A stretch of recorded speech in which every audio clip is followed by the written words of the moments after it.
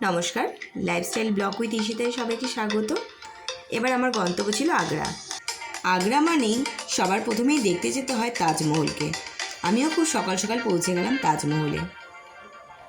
খুব সকালে পৌঁছেছি, তাই তাজমহল কিন্তু মোটামুটি ফাঁকাই ছিল। খুব ভালো লাগছিল তাই দেখতে।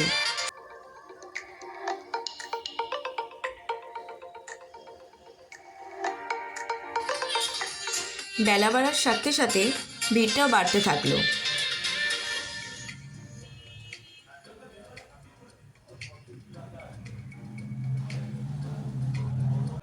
তাই আমি চলে গেলাম রেড ফোর্টে। রেড ফোর্টটাও কিন্তু আমার খুব ভালো লেগেছে।